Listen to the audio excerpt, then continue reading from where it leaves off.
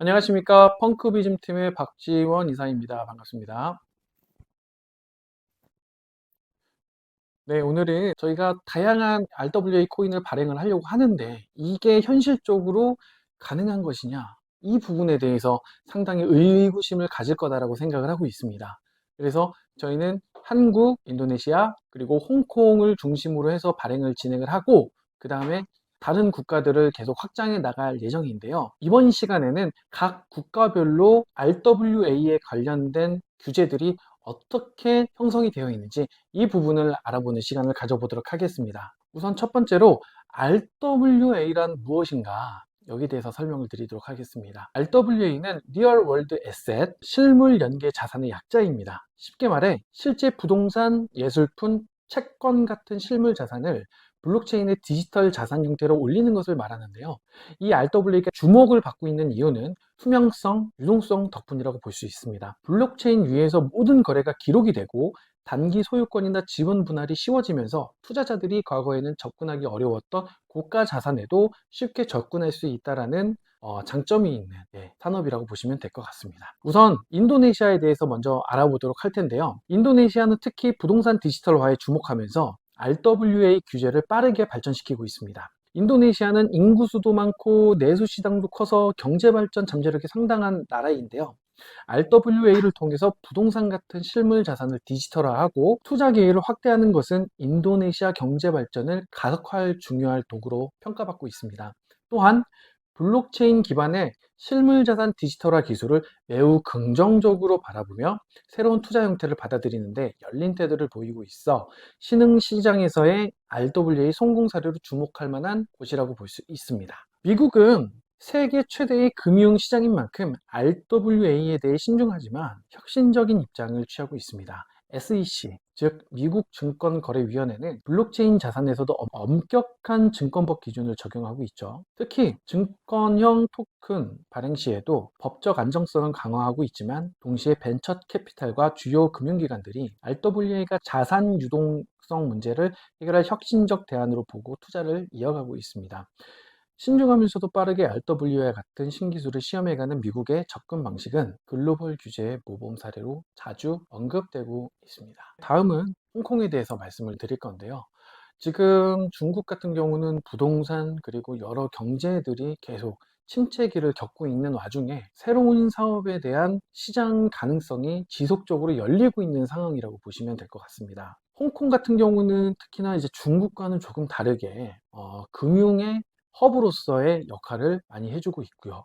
홍콩의 증권선물위원회는 RWA와 같은 디지털 자산을 새로운 글로벌 투자 상품으로 보고 자산 유동성을 높이고자 적극 지원하고 있습니다. 이를 통해서 홍콩은 아시아에서 가장 활발한 RWA 시장으로서 떠오르고 있으며 국제적으로 유명한 암호화폐와 디지털 자산 규제를 매우 투명하게 운영하고 있어 RWA 프로젝트들이 안심하고 활동할 수 있는 환경을 제공하고 빠르게 성장하고 있습니다. 다음 유럽에 대해서 알아볼 텐데요. 유럽연합은 MiCA 규정을 통해 암호화폐와 디지털 자산 전반에 대한 통일된 법적 틀을 만들고 있습니다. 이를 통해 RWA는 통합적이고 투명한 투자 환경에서 성장할 수 있게 되었는데요. 프랑스와 독일, 스위스와 같은 주요 국가들이 디지털 자산을 통한 금융 상품 혁신에 적극 나서고 있습니다. 또한 유럽의 통합된 규제는 전 세계 디지털 자산 시장의 규제 모델로도 큰 영향을 미치고 있어 금융 허브로서 유럽의 역할이 더욱 중요해지고 있습니다. 그 다음 두바이에 대해서 말씀을 드리겠습니다. 제가 개인적인 사견으로 말씀을 드리자면 두바이는 모든 블록체인 관련된 금융권에 대한 가장 자유로운 나라라고 저는 생각을 하고 있습니다.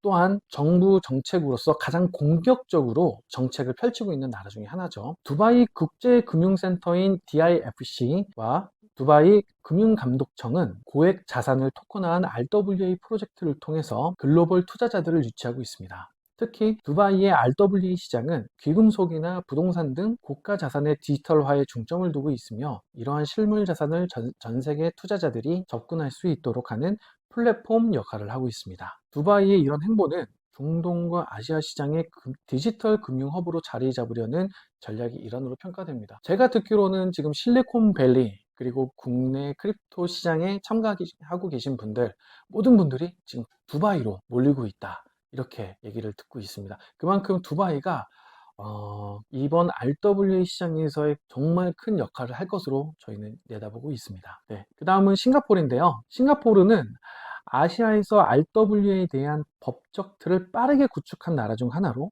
실물 자산을 분할 소유할 수 있는 법적 환경을 조성하고 있습니다. 통화청은 RWA와 관련된 규제를 매우 투명하고 안정적으로 유지하면서 블록체인 기반의 자산 거래가 가능한 인프라를 지원하고 있는데요. 이러한 개방적 규제 때문에 글로벌 금융회사와 블록체인 프로젝트들이 싱가포르를 아시아의 디지털 자산 허브로 선호하고 있습니다. 마지막으로 한국에 대해서 알아보겠습니다.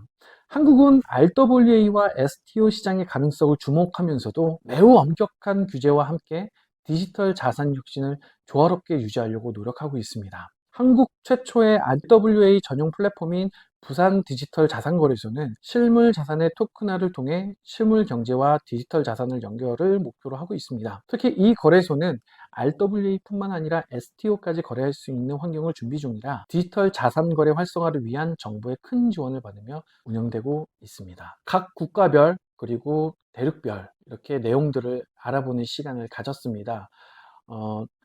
RWA라는 제도, 그리고 증권형 코인이라는 이러한 장점들 때문에 나중에는 모든 게 디지털 자산화가 되면서 우리들이 일상적인 투자 시장을 접할 수 있는 그러한 시대가 얼마 남지 않았음을 저는 그렇게 직감을 하고 있습니다. 그래서 우리 펑크비즘 팀도 그 이제 시대에 맞춰서 많은 것을 준비하고 그 시대에 걸맞는 정말 많은 이제 RWA 상품들을 저희도 준비를 하고 있으니 많은 관심 부탁드리고 어, 지켜봐 주시면 너무나도 감사드리겠습니다. 네, 오늘 영상은 여기서 마치도록 하겠습니다. 시청해 주셔서 감사드립니다.